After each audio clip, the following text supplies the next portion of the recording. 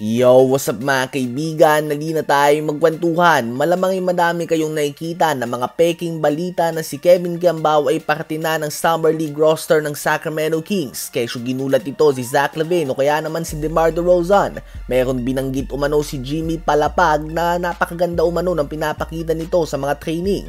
Bukod nga sa sino ba si Jimmy Palapag at kailan pa ba nag-straight Tagalog mga kaibigan si Idol Mighty Mouse, diba?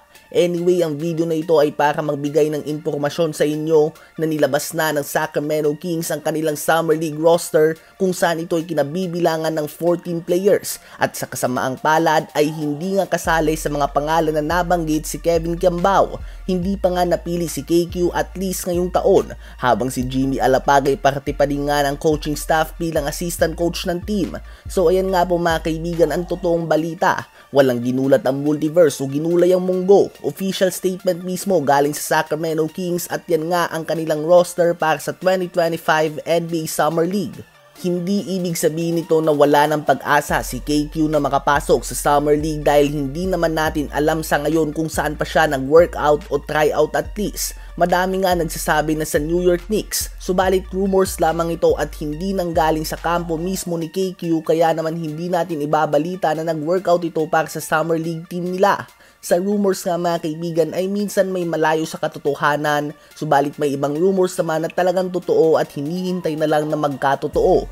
At ibabalita lang nga natin ang mga rumors na nanggaling sa mga credible NBA insiders tulad ng big networks ESPN, The Athletic, Bleacher Report, NBA Central, Legion Hoops, Courtside Buzz at iba pa. O kaya naman kay Shams ng ESPN, Anthony Slater ng The Athletic, Chris B. Haynes, Mark Spears at iba pa. Kapag narinig mo nga ang mga source ay mula sa mga pangalan na yan, ibig sabihin ay hindi ito basta chismis lamang.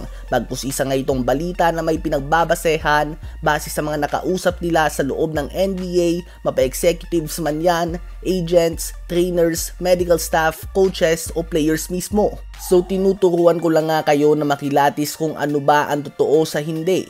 Sa ngayon ay hindi pa natin tiyak kung ano ba ang next step para kay KQ matapos na bigong maging parte ng Summer League roster ng Sacramento Kings. Babalik na ba siya sa KBL o kaya naman ipagpapatuloy niya ang pag-ensayo sa Amerika at hahakot ng experience mula sa mga mabibilis at athletically gifted athletes sa bansang to. Si KQ ay may edad ng 24 years old sa ngayon. Hindi naman imposible subalit lumiliit na nga ang kanyang window para sa NBA. Kung naalala nyo nga ay binigyan ng Lakers ng two-way contract ang 6'8" Eric Dixon, ang nanguna sa NCAA sa Amerika sa points per game, averaging 24 points, 5 rebounds, and 40% shooting sa 3-point line. Ang rason kung bakit siya ay undrafted ay 24 years old na siya.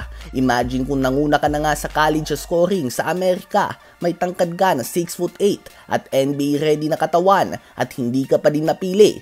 Imagine kung ano nga ang kailangan gawin ng 24-year-old Filipino Kevin Kiambao para makapasok dito. Ano ba ang masasabi niyo tungkol dito mga kaibigan?